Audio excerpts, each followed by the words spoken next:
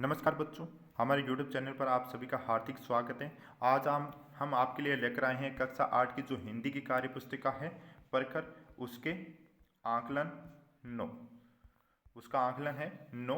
हमने 1 से लगाकर 8 तक आकलन देख लिए हैं। आज का हमारा टॉपिक रहेगा आकलन 9। तो चलिए शुरू करते हैं आकलन 9। आकलन 9 का पहला प्रश्न है, पत्र को कहते हैं। पत्र को क्या कहते हैं? पत्र को पर्यायवाची लिखना है। पत्र को पर्यायवाची पाहन। दूसरा प्रश्न है, निम्न में से उपसर्गों के समूह का सही विकल्प है। तो उपसर्ग इसमें है असफल, अमर, एब। तीसरा प्रश्न है, निम्नलिखित शब्दों के सही अर्थ छांटिए। निम्नलिखित शब्दों के सही अर्थ है बराबर, समान। चौथा प्रश्न है प्रश्न नंबर 4, बादल गरजते रहे थे वाक्य में काल है। बादल गरज रहे थे, तो थे का थे, था, यह हो जाएगा भूतकाल। तो भूतकाल।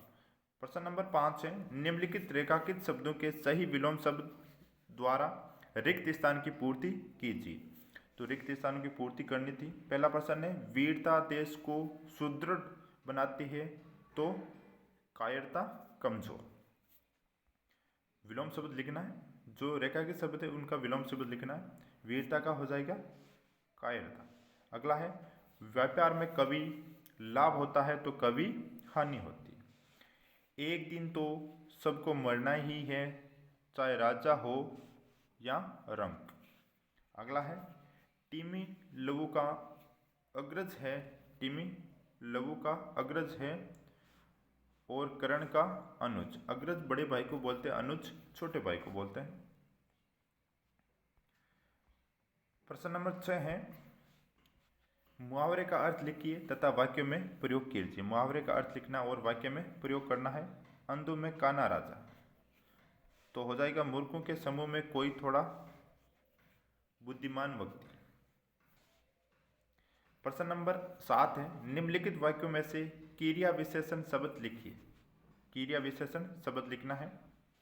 मीनू बहुत मेहनती है, तो मैं बहुत मेहनती है, तो बहुत हमारा विशेषण हो जाएगा।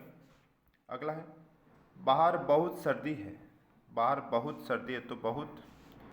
बानू तेज दौड़ती है, तो तेज।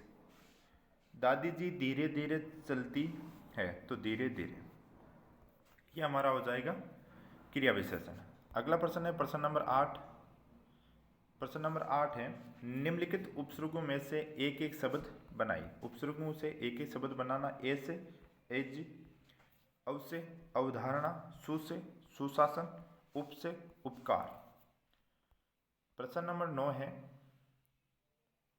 प्रश्न नंबर 9 है, नीचे शब्द और उनके पर्यायवाची मिले गए हैं, उन्हें अलग अलग करके लिखिए। शब्द और पर्यायवाची अलग अलग करना है, तो शब्द हो जाएंगे इसमें।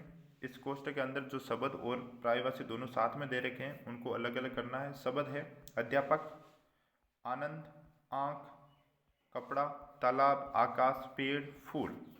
और उनके पर्यायवाची है, अध्यापक का हो जाएगा गुरु, आनंद का हर्ष, आँख का नयन, कपड़ा का वस्त्र, तालाब का सरोवर, आकाश का नभ, पेड़ का वृक्ष और फूल का कुसुम। प्रश्न नंबर 10 है, निम्नलिखित शब्दों से दो दो ऐसे वाक्य बनाइए कि उनके दोनों भिन्न अर्थ स्पष्ट हो जाए। कनक और मुद्रा दो शब्द दे रखे हैं, उनके दो तो ऐसे वाक्य बनाने हैं जिनके दोनों के अलग अलग अर्थ प्रकट हो जाए। उसने कनक के आभूषण पहने हैं। कनक का मतलब सोना, सोने के आभूषण पहने हैं। दूसरा हो जाएगा, वहाँ कनक का पौधा लगा है। कनक मतलब धतूरा का पौधा लगा हुआ। मुद्रा, भारत की मुद्रा रुपया है। और दूसरा है, आपके अंगूठी पर किसकी मुद्रा छपी है, तो मोहर या सील किसकी है। तो इसी प्रकार हम कनक और मुद्रा के दो दो भिन्न अर्थ लिख देंगे। तो आज का हमारा आकलन यहीं समाप्त होता है। जय हिंद।